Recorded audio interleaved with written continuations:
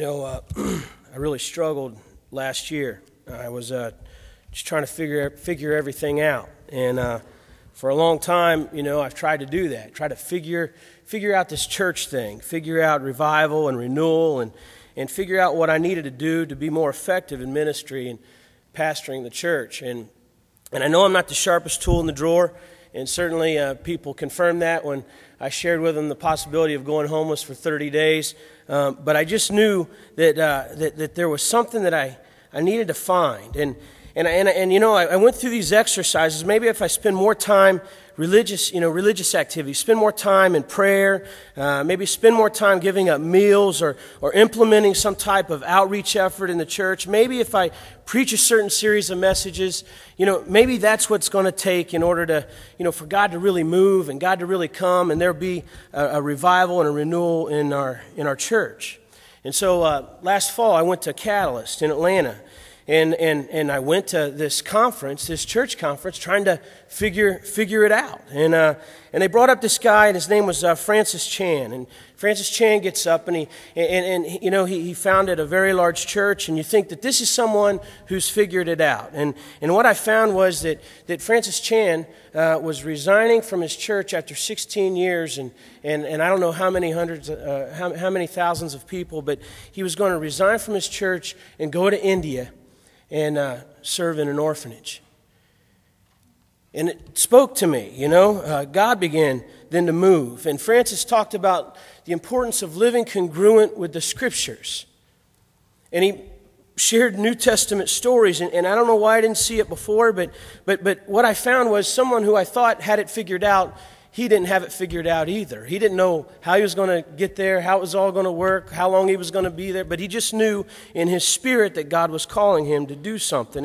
And so as he shared, there was an anointing like I have never felt in my life, man, and God began to raise this thing up, and a long time ago I thought about this idea of doing something for 30 days, something radical, something out of my context into another context, trying to experience something different and really seeking God. And so I proposed 3 or 4 years ago to my wife, and at the time we had a 1, 2, and a 3-year-old, the possibility of going homeless for 30 days and leaving her, and doing this. And she looked at me and she said, "You're crazy, you're not doing this, So I really began to pray and seek God. On the way home, I got home and I set up this deal, and I took my wife out and I took her to J. Alexander's. She really likes those chicken fingers, and I set her across from the table, and man, the Spirit of the Lord just came upon me, and I began to share with her, this burden that I had to raise awareness for homelessness,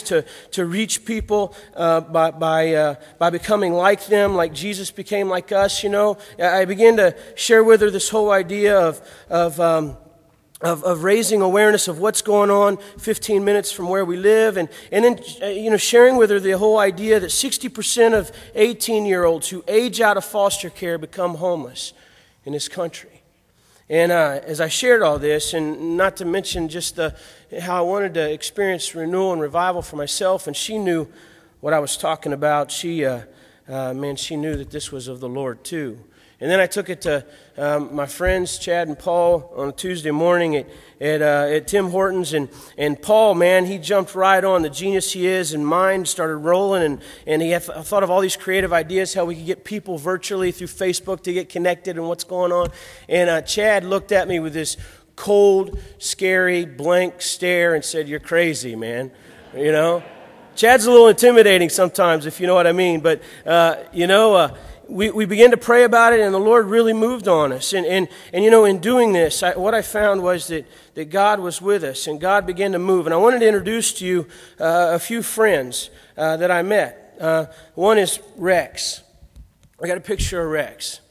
What I found about Rex was this. Rex lives in the woods behind a Kroger's off the Smithville exit. And he lives there in his hut.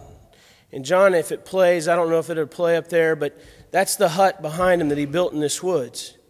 And this place where Rex lives is literally 5 minutes away from the Shelter Church. I didn't know that. God began to wake me up to these things, and He began to show me different stuff. I remember, in January, I don't know if you know that or remember this, but there was free coffee all through the month of January at McDonald's, right? And it was like a God-ordained thing because I could sit in McDonald's and everyone would walk from the shelter into the McDonald's and get their free coffee, right?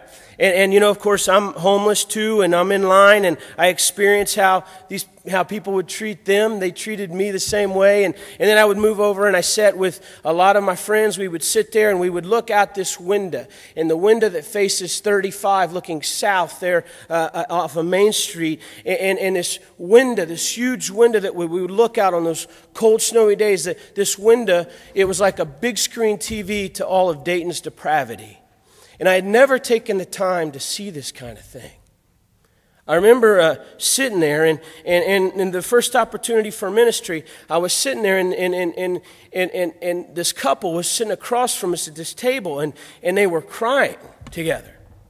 And I was sitting there, and Andy and my friend Andy was with me that day, and I went over to them, and they told me that their brother and their sister-in-law was in their van, and they were trying to come off this heroin binge that they were on. And they didn't know where to take them, and they didn't know what to do. So I had prayer with them, and we began to make some calls to try to help them out.